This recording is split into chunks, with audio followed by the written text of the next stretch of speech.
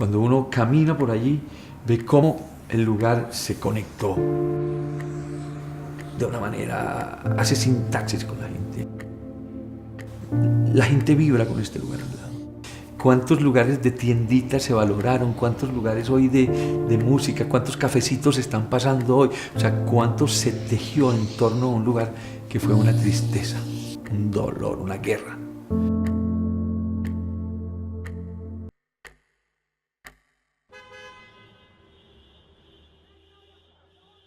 Yo creo que nos sucedió algo que nosotros no teníamos dentro del libreto y era el tema de la violencia de la ciudad, que fue como poner ese tema no abordado de manera pública, clara, contundente, el tema de la violencia, la marginalidad, el desarrollo. Lo que a mí me parece esencial en todo este análisis de lo que nos pasa hoy en este continente es cómo en las periferias seducen otros proyectos, porque los proyectos de la sociedad o de la oficialidad o de la institucionalidad no logran llegar ni tienen interés de seducir a quienes allí viven.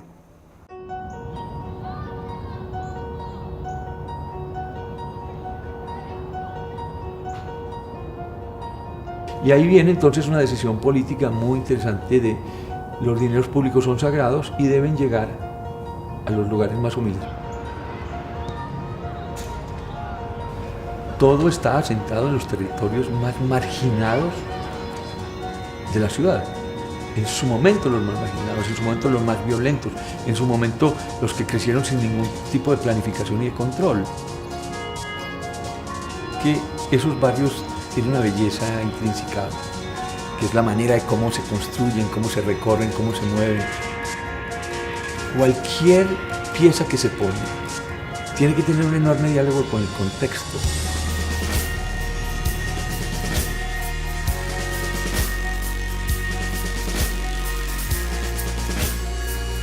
Y hacer una serie de cosas que parecían a veces demasiado elementales y que resultaron muy potentes. Mirar a lo que estaba pasando y escuchar a los protagonistas de las zonas que veíamos siempre como peligro y traerlos y visibilizarlos.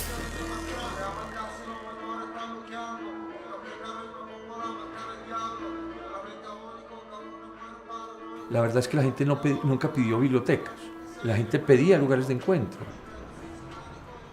Hay bibliotecas que tienen teatro porque la gente prefirió el teatro. Hay bibliotecas que tienen salas de música porque la música fue preferida por los habitantes del lugar. Fue ir dignificando el pensamiento, la reflexión, la participación. Fue entender que no estábamos haciendo metros cuadrados, estábamos haciendo ciudadanía.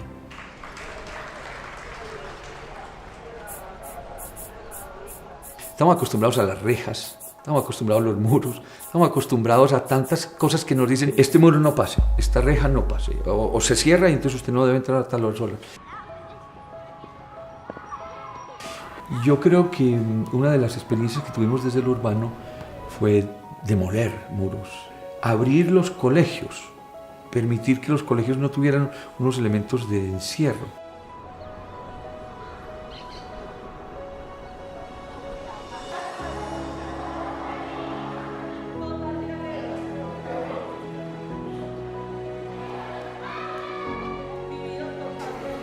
Y la estética se convirtió en un elemento de orgullo comunitario. Y lo decíamos así deliberadamente, para los más pobres lo más bonito.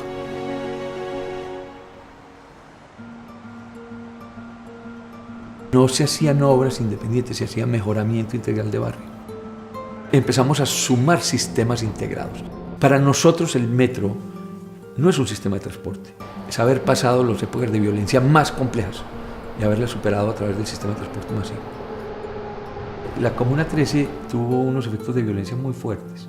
Había una deuda con ese lugar que había sido bombardeado. Digo, era penetrar un lugar, era entrar a un lugar, con unas enormes dificultades en términos de accesibilidad. Era tan difícil que la gente no entraba. 12.000 familias están beneficiadas por el sistema de escaleras eléctricas. Hoy suben rápido. suben dignos, suben alegres. Y fue una operación urbana de mucho significado para la gente. Hoy es no la Comuna 13, no la escalera de la Comuna 13. Es un referente.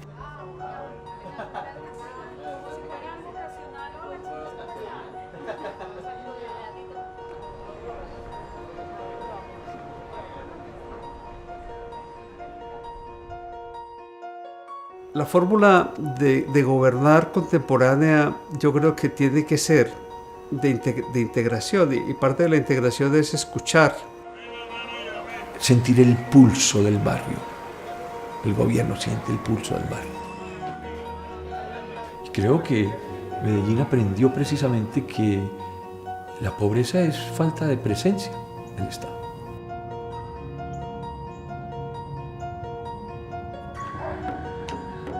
Digo, qué bueno los niños de ese barrio que hoy tienen por qué sentirse muy orgullosos. Y qué rico que crezcan en ese orgullo. Qué felicidad.